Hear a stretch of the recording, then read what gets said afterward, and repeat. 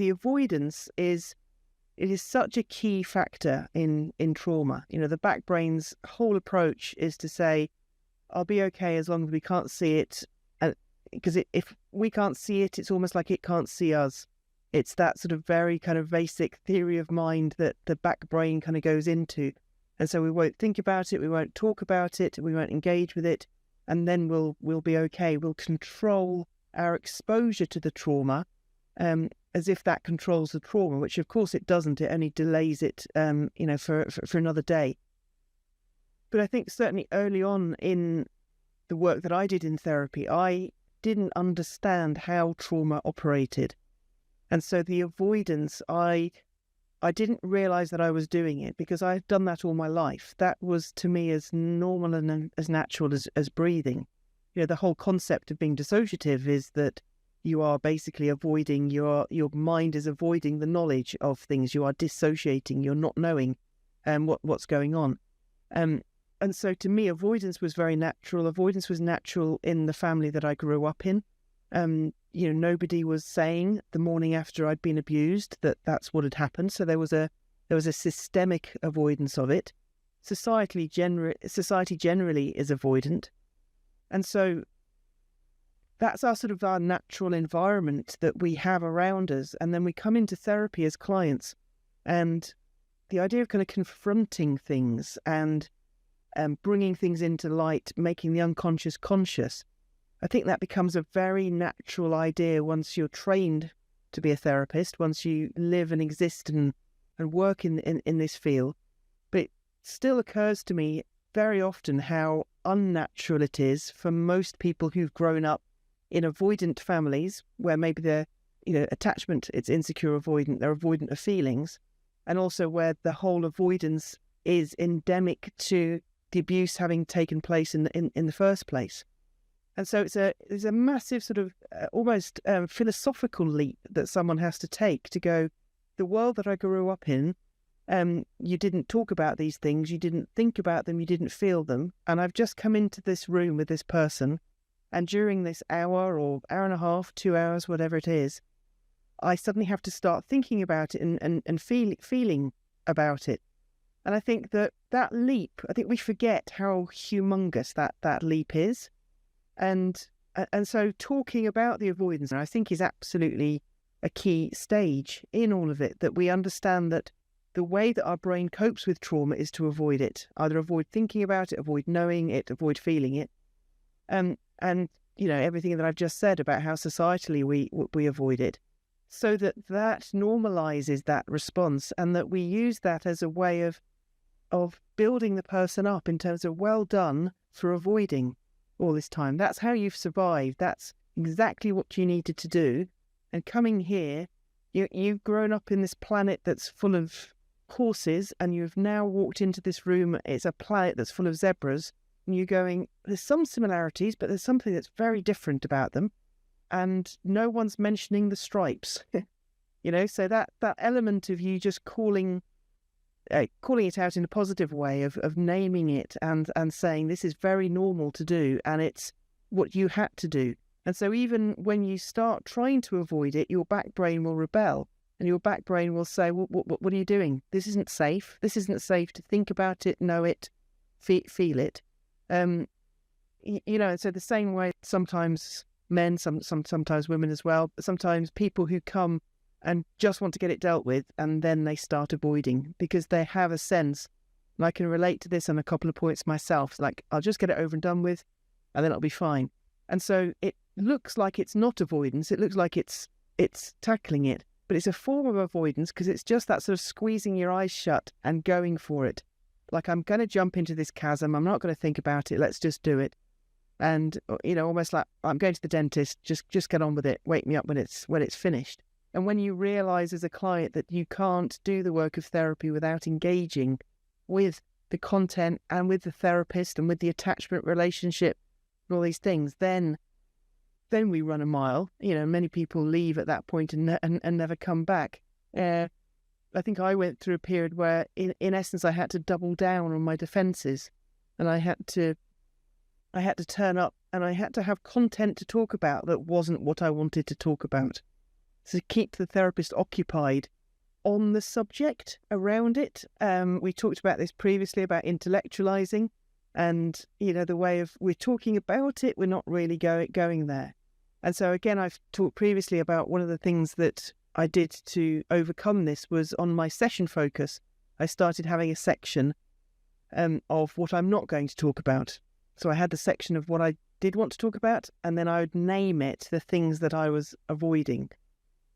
Because I was by that point aware of what I was doing, and I was aware that I was in that battle and that tussle within myself of this isn't safe to bring. I think you find it's what you need to bring. Nope, there's no way I'm going there with that. And so we got to talk about why I was avoiding it without talking about it. And it gave very clear parameters for me that felt very safe in the session, where the therapist was very clear to dance around the edges of it with me, but in such a way that it started to become more and more familiar.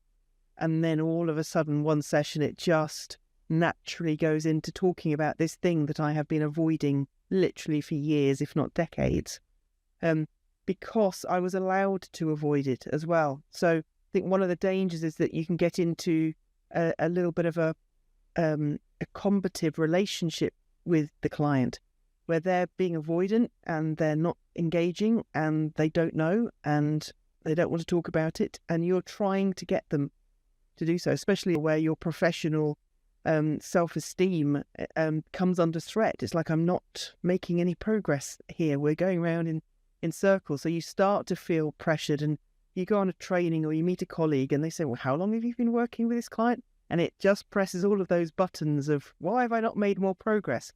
And very often with one therapist I worked with, I always knew that she'd just had supervision, or she'd just been on a course, because she'd come back with this urgency. It's like, we need to tackle this.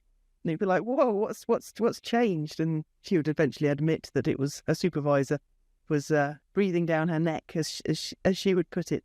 So we've got all these reasons why we might start challenging the client in a combative way.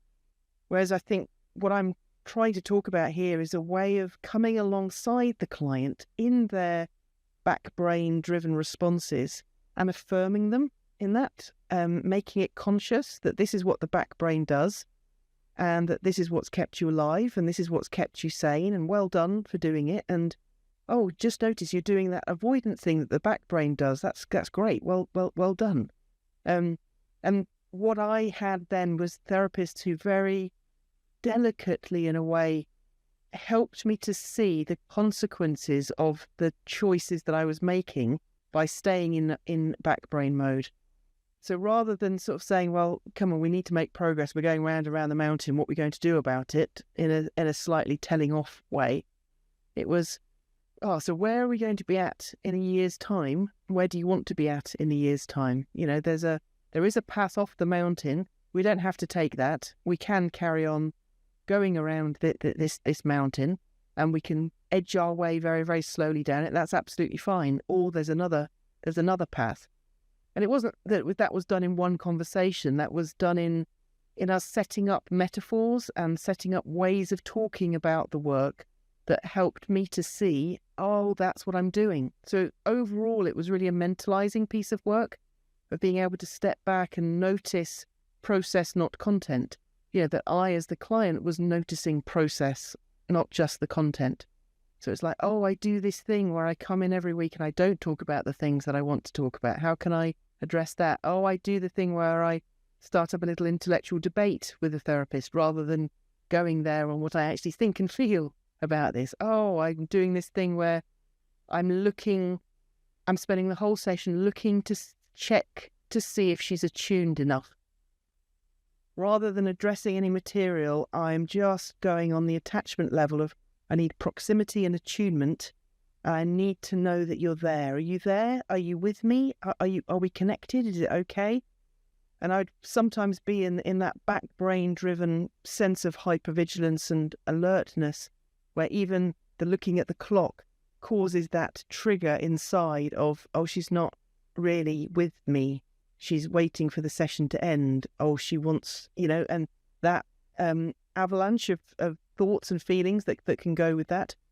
And so rather than, us trying to solve that by going into a discussion about, no, I am really attuned and I am really with you, and doing lots of reassurance.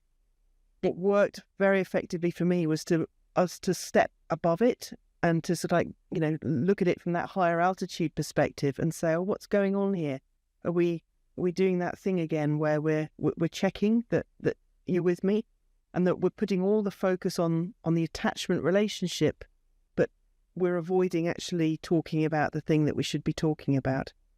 And, the first time I hear it, I'm all sensitive and I'm all kind of, huffy about it and so on. But I think that's the nature of a very solid relationship over time, that you go away and you do think about it and you do reflect on it, and you come back the next session and you're a little bit open to what was said and you're willing to discuss it just a little bit. One therapist I worked with, her favourite phrase, it seemed, was, we're just putting a toe in the water here. So there'd be a constant, we're just putting a toe in the water, that's all we're doing, and then we can step back out again. And she set up these phrases that I began to know what she meant, and I could see what it was that was going on in the process between us by her doing that. So that it was what do you want to do today? Do we want to do a toe in the water on this topic? Do you want to try a toe in the water on one of your not talk about topics yet?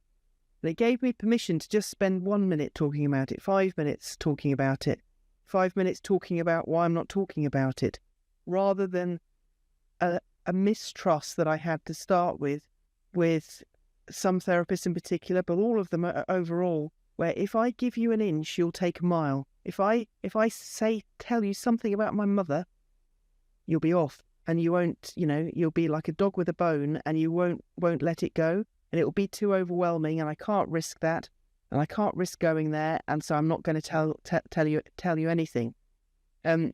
So within that, you've got back brain driven belief systems that are going on about what you as therapists are like. That you're just, you're just nosy beggars, and you're just out to humiliate us, and you're just out to find out all our secrets so that you can then abandon us, and all of those thought processes that were lying underneath my reluctance to go there with stuff as well on it.